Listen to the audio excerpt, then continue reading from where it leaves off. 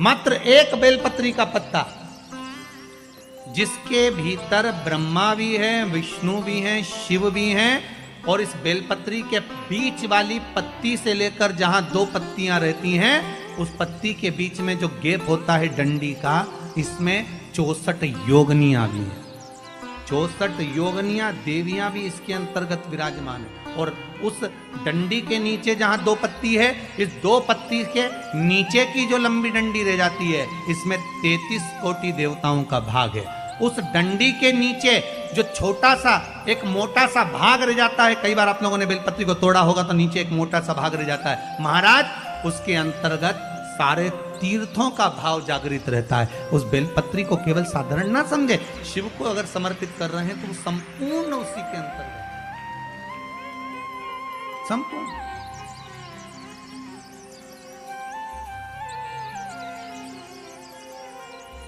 केवल आप लोगों ने बेलपत्र अगर कभी शिव जी पे चढ़ी हुई, हम तो कई बार निवेदन करते हैं कि आप उसका सेवन हफ्ते में एक बार, जिसको भी शुगर हो, बीपी हो, थायराइड हो, हफ्ते में एक बार शंकर जी पे चढ़ी हुई बेलपत्र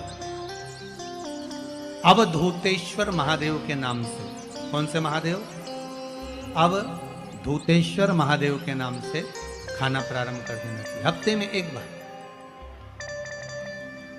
और जिसके भी घुटने में प्रॉब्लम रहती है या डॉक्टर ने बोल दिया कि घुटना बदलना पड़ेगा, तो उनके लिए निवेदन है, शिवरात्रि के दिन रात्रि को 12 बजे शंकर जी पे चढ़ी हुई बेलपत्र, भगवान शंकर पर चढ़ी हुई बेलपत्र, शिव जी के मंदिर पर ही बाहर खड़े होकर शिखर का दर्शन कर कर उस बेलपत्र को चबा चबा कर खा लीजिए। घुटना बदलने की जरूरत नहीं पड़ेगी, कभी भी घुटना बदलने की जरूरत। और कई लोगों ने प्रैक्टिकल करके देखा है, आपके बीच में ही लोग बैठे होंगे, बहुत सारे आपके भीतर बैठे होंगे। भगवान भूत भावन भूतेश्वर मेरा शंकर, मेरा कैलाशी, मेरा अविनाशी, मेरा शिव है, इस मृत्यु लोक का।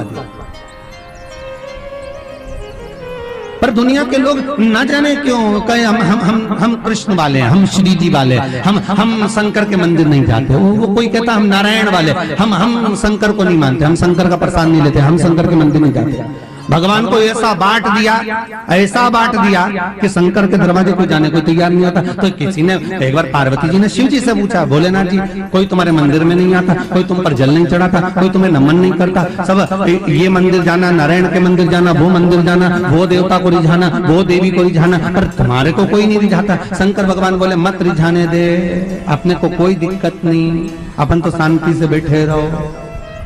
मेरे ससुर ने मुझे श्राप दिया है, दक्ष प्रजापति ने, ए शंकर मैं तुझे श्राप देता हूं कि तू शमशान में निवास करेगा। शंकर भगवान बोले उस दिन से मैं बड़ा प्रसन्न हूं, क्योंकि मैं शमशान में रहता हूं।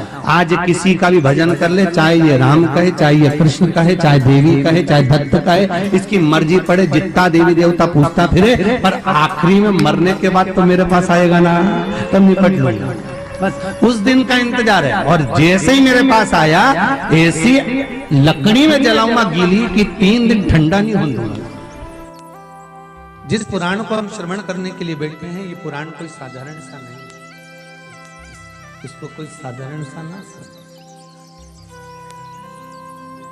भगवान शिव की जब कृपा होती है, करुणा होती है, दया होती है, तब जाकर कहीं आप भगवान शंकर की अविरल भक्ति और मुक्ति की पथ को निश्चित करने वाली शिव महापुराण की कथा श्रवण कर पाते। भगवान त्रिवती देव महादेव, करुणा सागर भगवान शंकर, दया सागर, जिन्होंने आप सबको यहां पर आमंत्रित करा, कहीं भोले बाबा की दया और उदारता ही है जो पूरे शहर सीहोर में ऐसा कोई भवन नहीं है जिसमें आप लोग नहीं है, ऐसा कोई भवन नहीं जहां आप लोग। और शहर तो शहर, पूरे नगर में, पूरे गांवों में, खेड़ों में, क्षेत्र में। और एक निवेदन आप सभी से, जितनी देर की कथा है आप लोग उसको स्मरण कर कर श्रवण करें और अपने जीवन को सार्थक बनाएं। बाबा देवादिदेव महादेव ने ये करुणा करी है, कृपा करी है, दया करी है, जिसको हम अपने जीवन में उतार सकते। बस आपके आसपास में अगर कोई खड़ा हुआ हो, बोल रहा हो, तो उसके चरण पकड़कर आप उसको कहें कि थोड़ा शांत रहें, जिससे हम भगवान की जिस कारण आए, आप आए किस कारण से, आप किस लिए यहां पहुंचे हो, केवल उसके दो कारण हैं। एक बाबा देवादिदेव महादेव का प्रसाद स्वरूप रुद्राक्ष चाहिए और दूसरी शिव महापुराण की कथा चाहिए। केवल दो कारण हैं और इसके सिवाय कोई कारण आपके पास में है? कौन किसके यहाँ आता है जी? किसके बस का है? जो कोई आए जाए, किसके बस का? ये तो देव आदिदेव महादेव की करुणा, कृपा, दया, उदारता है, जिसके बल पर हम भगवान की अविरल भक्ति और मुक्ति का साधन शिव महापुराण कथा का रस स्वादन करते। शंभो शरणे मांगू घड़ी रे घड़ी, दुख काटो दया करी ने दर्शन आपो। शंभो शरण मांगू घड़ी रे घड़ी, दुख काटो दया करी ने दर्शन आपो। बाबा से केवल एक निवेदन, एक प्रार्थना और बाबा से केवल एक विनती, हमारे जीवन की एक सार्थक कि तेरा ही दिया मैंने खाया पिया है, तेरा शुक्रिया है, तेरा शुक्रिया है। मुझे भोले बाबा ने बहुत दे दिया है, तेरा शुक्रिया है, तेरा शुक्रिया है। ये जायदाद दी है, औलाद दी है, मुसीबत में हर वक्त इमदाद दी है।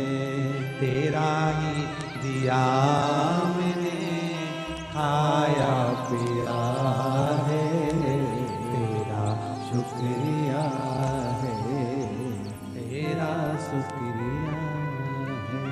उसकी कृपा ना हो तब तक कोई कार्य हो ही नहीं सकता।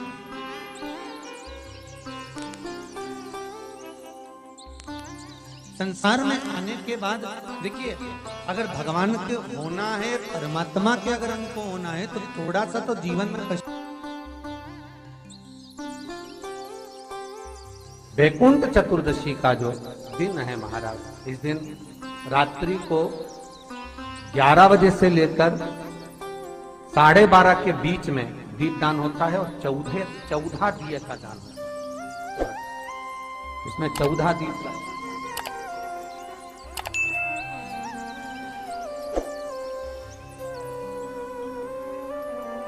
14 निवेदन है आप सबसे कि प्रयास करना कि घर के बाहर आप एक दीप, जहां पर आपका जलाशय है, पानी का स्थान है, वहां रख दें और एक दीप तुलसी के क्यारे के पास रखें। बाकी के दीप आप घर के बाहर लगा। 14 दीप।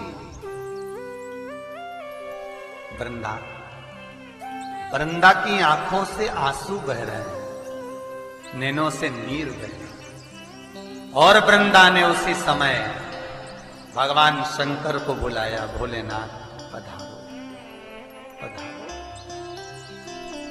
शिव सामने वृंदा, तेरे पति ने जो उपद्रव मचाया था, जहां जहां मंदिर, देवालय, तीर्थ, व्रत सब खंडित कर दिए। जो ब्राह्मण पूजन करने बैठते थे, तेरा पति जलंधर उनके प्राणों को हर लेता था। वृंदा, कहीं किसी गांव में अगर भोजन और भंडारा होता था तो तेरा पति उसमें कुछ गलत पदार्थ मिला देता था। वृंदा, तेरे पति को मारना जरूरी था। वृंदा की आंख में आंसू भरे थे और वृंदा आंसू भरती भरती कहती है, भोलेनाथ, मैं ये भगवान विष्णु को श्राप देती हूं कि ये पत्थर के हो जाए, ये पत्थर के हो जाए। और मैं वृंदा हाथ में जल लेकर अपने शरीर पर डालती हूं और मैं तुलसी का पौधा बनूंगी। पर भोलेनाथ, हे शंकर, हे शंभु, हे त्रिकालदर्शी, हे कैलाश, मैं तुलसी कभी आप पर नहीं चढ़ूंगा। केवल वर्ष में एक दिन होगा बैकुंठ चतुर्दशी का दिन, जिस दिन भगवान का हरिहर मिलन होता है। बैकुंठ चतुर्दशी दीपावली के बाद में आती है, पूर्णिमा के पहले, कार्तिक पूर्णिमा जो आएगी बैकुंठ। और इस बैकुंठ चतुर्दशी का बड़ा महत्व है साहब। जो बच्चे पढ़ने में कमजोर होते हैं, विद्या में कमजोर होते हैं, जिनकी चित्तवृत्ति कमजोर होती है, जो उनको माता पिता बार बार कहते पढ़ पढ़ पढ़ और बच्चा पढ़ता नहीं है, उनका दिमाग, उनकी चित्तवृत्ति खेलने में लगी रहती है, चिड़चिड़े रहते हैं, उन बच्चों के लिए शिव महापुराण कहती है बैकुंठ चतुर्दशी